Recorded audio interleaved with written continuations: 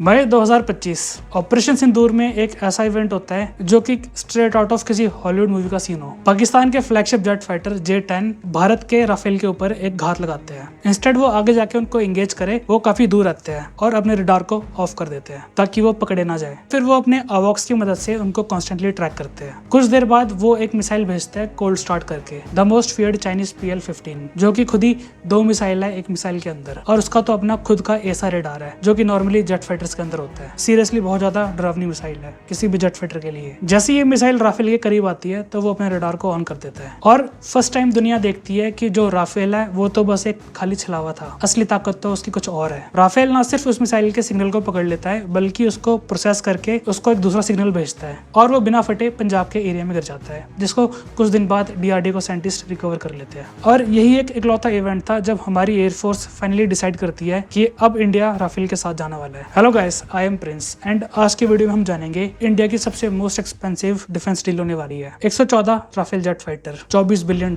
या फिर 2 लाख करोड़ रुपए, और कुछ ऐसे हिडन ट्रूथ और स्ट्रेटेजी को भी मैं आज एक्सपोज करूंगा कि क्यों हमने 2 5th generation jet fighter American F-35 और रशियन Su-57 को रिजेक्ट कर दिया इस राफेल के लिए। सो बिना देरी करे let's start the video. Internet में एक बहुत बड़ी मिथ है जेट फाइटर्स को लेके कि अगर वो एक स्टेल्थ है तो वो कैपेबल है, अदरवाइज वो बेकार है। और जनरली ये बात कहीं ना कहीं सच भी है, बिकॉज उनकी एक ज्योमेट्री अलग होती है, उनका इंजन अलग होता है और उसमें काफी ज्यादा मटेरियल साइंसेस और इंजीनियरिंग की जरूरत पड़ती है जो कि काफी कैपेबल बनाती है। बट पूरे जेट फाइटर का यही इकलौता 100% नहीं होता, उसमें उसकी कई सारी चीजें भी होती है और जो सबसे बड़ा रोल प्ले करती है तो वो है उसका इलेक्ट्रॉनिक वॉरफेयर सिस्टम, जो कि इफ नॉट द मोस्ट बल्कि the single most important thing होती है किसी भी जेट फाइटर के लिए। अगर मैं आपको आसान भाषा में समझाऊं तो ये एक तरह का ब्रेन होता है एक जेट फाइटर का, और राफेल के इसी ब्रेन का नाम है स्पेक्ट्रा, जिसको एक गोल्ड स्टैंडर्ड माना जाता है एविएशन इंडस्ट्री में। और कई सारे जेट फाइटर तो बल्कि कम्पीट करते हैं इसके लेवल तक पहुंचने के लिए। इन अ शॉर्ट, ये एक दिमाग की तरह काम करता है, क्योंकि जेट फाइटर उड़ाना कोई बच्चों का खेल नहीं होता, उसमें काफी सारी कैलकुलेशन होती है, पायलट का दिमाग बहुत ज्यादा इंगेज होता है। तो जो ये स्पेक्ट्रा सिस्टम है राफेल का, ये इसी पूरी जानकारी को एक फ्यूज कर देता है एक easy to read digestible information में। और ना सिर्फ वो इन्फॉर्मेशन को प्रेजेंट करता है पायलट के लिए, बल्कि उसको सिंप्लीफाई भी करता है और उसके लिए कई सोल्यूशन भी रखता है। और ये सब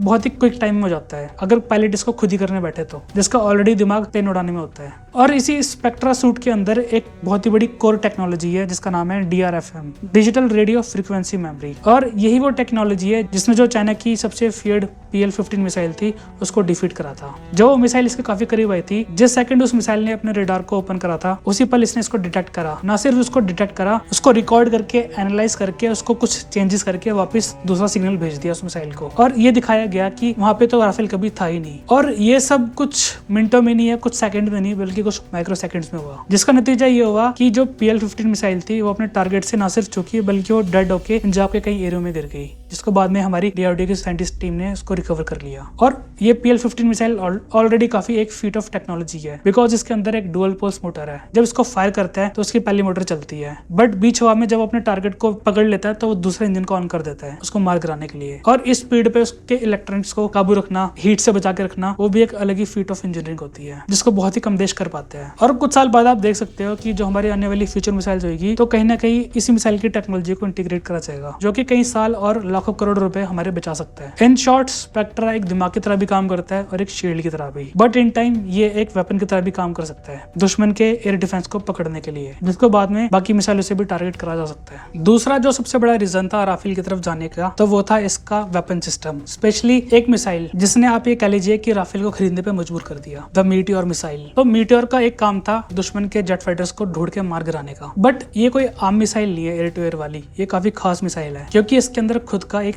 जेट इंजन है, जिससे वो अपनी जो स्पीड है उसको बढ़ा भी सकता है और कम भी कर सकता है डिपेंड अपॉन द सिचुएशन, और काफी स्मार्ट डिसीजन ले सकता है विद ऑनबोर्ड कंप्यूटर, जो कि चाइनीज PL-15 मिसाइल से काफी ज्यादा सोफिस्टिकेटेड है। और दूसरी जो सबसे बड़ी चीज है जो उसको काफी ज्यादा घातक बनाती है तो वो है इसका द एडवांस कम्युनिकेशन सिस्टम। जब इसको फायर करा जाता है राफेल से तो ये चुपके से कम्युनिकेशन लिंक को ओपन करता है अपने मदरशिप से, जिस केस में राफेल, एंड वो राफेल के जेट फाइटर के अंदर जो ऐसा रेडर होता है काफी ज्यादा पावरफुल और केपेबल, उसका इस्तेमाल करता है दुश्मन के जेट को ढूंढने में और उस पर लॉक बनाए रखने के लिए। और कॉन्स्टेंटली हर मिली सेकंड जो उसकी लाइव लोकेशन है जेट फाइटर की, उसको अपडेट किया जाता है इस मिसाइल के अंदर। और ये सब तब हो रहा होता है जब मिसाइल हवा में ही होती है। नतीजा ये है कि इवन दो इस मिसाइल की रेंज 200 किलोमीटर है, बट जो इसका नो एस्केप जोन होता है वो है 60 से 80 किलोमीटर, जो कि अपनी कंपटीशन से काफी ज्यादा आगे है। अगर इस रेंज में ये मिसाइल फायर करी जाती है तो 99% चांस है कि दुश्मन का जेट फाइटर ऑलमोस्ट डेड है, अ गारंटेड कंफर्म्ड किल्ड। और ये दो मेन रीजन थे कि क्यों जो हमारी इंडियन गवर्नमेंट है उन्होंने गो हेड कर दिया एक मल्टी बिलियन डॉलर डील को, जिसके तहत हम 114 जेट फाइटर खरीदेंगे हमारी एयरफोर्स के लिए और 26 खरीदेंगे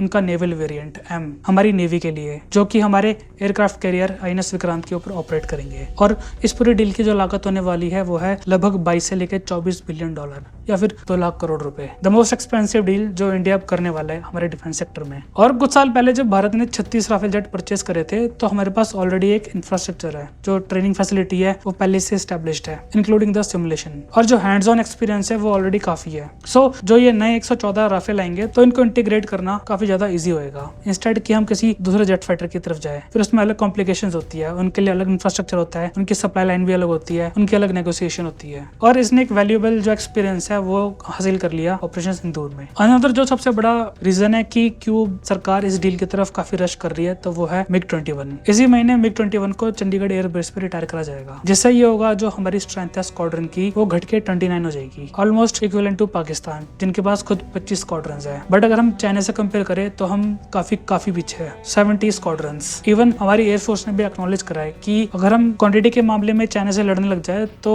श्योरली हम हार सकते हैं। बट एक स्ट्रेटेजिक डिसीजन लिया गया, इंस्टेड कि हम उनके साथ नंबर्स को मैच करें, हम क्वालिटी एयरक्राफ्ट में इन्वेस्ट करेंगे, इस केस में राफेल, जो कि ऑलरेडी अपने आप को प्रूव कर चुका है इंडिया पाकिस्तान कन्फ्लिक्ट में। फाइनली इतने सारे जेट फाइटर को इंडक्ट कर लिया जाता है तो हमारी जो स्क्वाड्रन स्ट्रेंथ है वो बढ़ के 6 हो जाएगी, इवन दो चाइना से फिर भी कम रहेगी, बट क्वालिटी के मामले में काफी ज्यादा अच्छी। एंड रिमेंबर, ये इकलौते फ्रंटलाइन जेट नहीं बनने वाले, इनको सपोर्ट मिलेगा Su-30 MKI का और तेजस जेट फाइटर का, अलॉन्ग विद S-400 सिस्टम, जो एक कॉम्बिनेशन बैठेगा वो काफी ज्यादा डेडली बनेगा, जिससे जो भारत का एयर स्पेस है आने वाले 40-50 सालों तक सेफ रह सकता है। इवन तो अगर भारत पाकिस्तान और चाइना के साथ इकट्ठी लड़ाई स्टार्ट भी कर दे, और तब तक हमारे पास इतना टाइम होगा एक 5th जनरेशन जेट फाइटर को बनाने के लिए। बट आपके दिमाग में भी आ रहा होगा कि व्हाट अबाउट F-35? अमेरिका ने भी उसको ऑफर करा था, बल्कि अमेरिका ने तो एक जेट फाइटर और बनाया था F-21 स्पेशली इंडिया के लिए, जो कि F-16 का एक काफी ज्यादा मॉडिफाइड वर्जन था। या फिर व्हाट अबाउट Su-57, जिसको रशिया ने ऑफर करा था इंडिया को न सिर्फ जेट बल्कि उसका एक सोर्स कोड, जो कि कोई कंट्री करती भी नहीं है। तो आपने भी अगर कुछ रूमर्स सुने होंगे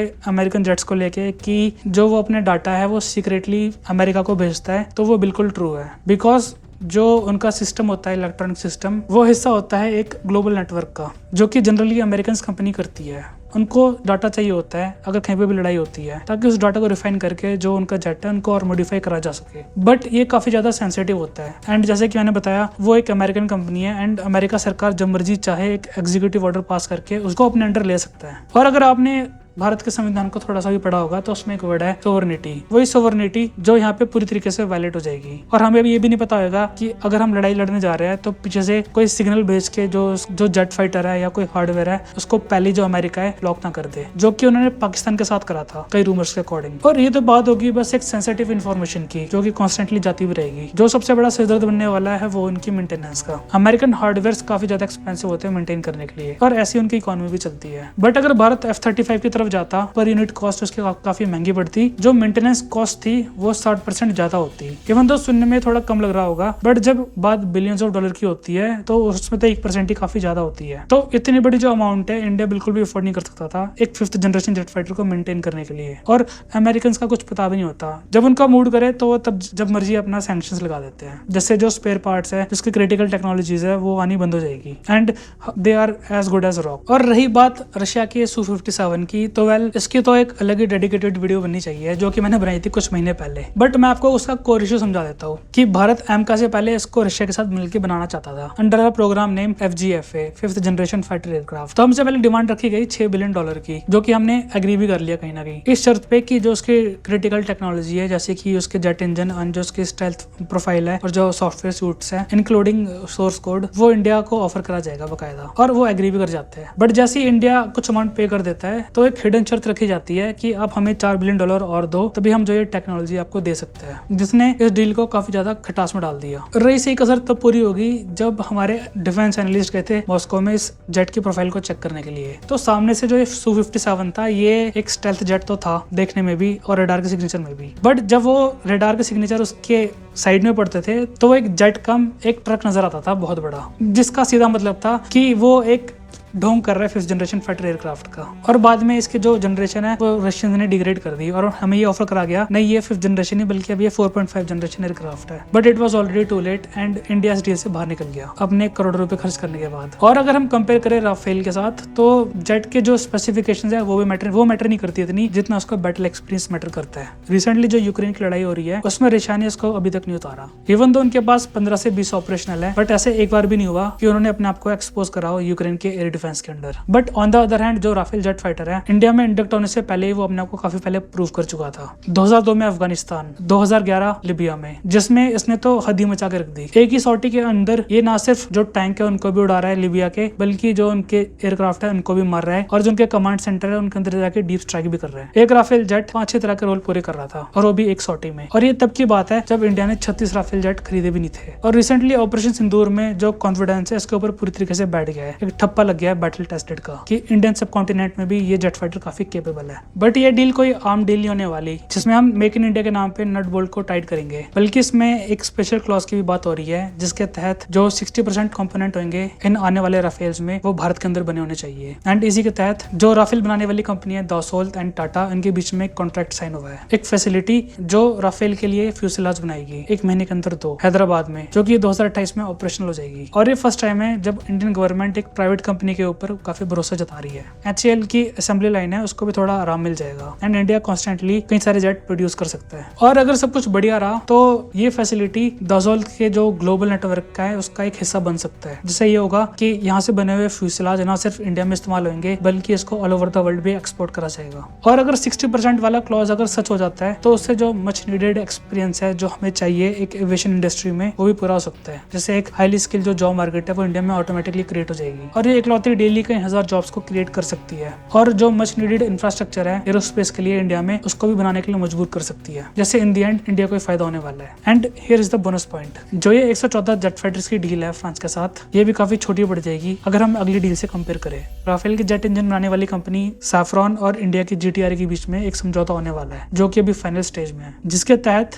एक नया जेट इंजन बनाया जाएगा brand new 5th generation jet fighter के लिए। और ये बात काफी सच है कि स्पेस में जाना काफी आसान है बजाय अपने एक जेट इंजन बनाने के लिए। और इंडिया को कावेरी इंजन में काफी सारे फेलियर्स भी मिले थे, बट इसमें 2 चीजें ऐसी है जो हमारी लीप ऑफ टेक्नोलॉजी है वो काफी बड़ी हो जाएगी, ऑलमोस्ट इक्वल टू चाइना। पहला इसका हॉट कोर एंड सेकंड है इसका सिंगल क्रिस्टल टेक्नोलॉजी। जनरली ये होता है कि एक जेट इंजन के अंदर काफी ज्यादा टेम्परेचर होता है 2 से 3000 डिग्री सेल्सियस का और कोई भी मेटल या सुपर अलॉय उसमें पिघल सकता है। बट फ्रांस ने एक ऐसी टेक्नोलॉजी का इजाद करा था कि एक क्रिस्टल को ऑर्गेनिकली उगाया जाता है लैब के अंदर जो ऑलमोस्ट परफेक्ट होता है, ना उसमें कोई माइक्रो फ्रैक्चर होता है ना ही उसमें कोई गैप होता है। और अगर बाकी अलॉयज के साथ उसको कंपेयर करें तो उसका मेल्टिंग पॉइंट काफी ज्यादा होता है। अगर इंडिया को ये टेक्नोलॉजी मिल जाती है तो जो आने वाला फ्यूचर एम का प्रोजेक्ट होने वाला है 5th जनरेशन जेट फाइटर का, कई साल की जो मेहनत है उसको बचा भी सकता है। और हम ये देख सकते हैं कि 2030 या 2032 के एंड में इंडिया अपना पहला प्रोटोटाइप भी तैयार कर पाएगा अगर ये वाली डील भी फाइनल हो जाती है। और हम देख सकते हैं कि आने वाले अगले 40 से 50 साल में जो इंडियन डिफेंस इंडस्ट्रीज है रशिया से हटके फ्रांस की ओर जा सकता है। और जैसे मैंने बताया कि इसी महीने MiG-21 को इंडिया रिटायर कर रहा है, जिससे जो हमारी ऑपरेशन कैपेबिलिटी है वो काफी ज्यादा अफेक्ट करेगा। बट जो ये स्टोरी आर्क राफेल का चल रहा है इंडिया के साथ, एक टाइम पे ये मिग के साथ भी हुआ था और मैंने इसको एक्सटेंसिवली कवर करा था। MiG-21 के पार्ट 1 की सीरीज में मैंने बताया था इसके डार्क ओरिजिन के बारे में कि कैसे इसको एक न्यूक्लियर आर्मागेडन को रोकने के लिए बनाया गया था। सेकंड पार्ट में हमने जाना कि कैसे फर्स्ट टाइम इंडिया की इसके ऊपर नजर पड़ी जब इसने कई सारे अमेरिकन जेट फाइटर्स को मार गिराया वियतनाम वॉर में। एंड थर्ड इसके फॉल के बारे में कि कैसे एक हीरो काफी लंबे साल तक जी गया अपने आप को एक विलन में कन्वर्ट करते हुए और बाद में फ्लाइंग कॉफिन के नाम से जाने लगा। ये राफेल डील एक सेकंड कमिंग ऑफ MiG-21 हो सकता है। So do please check that out. तब तक के लिए जय हिंद एंड गुड बाय।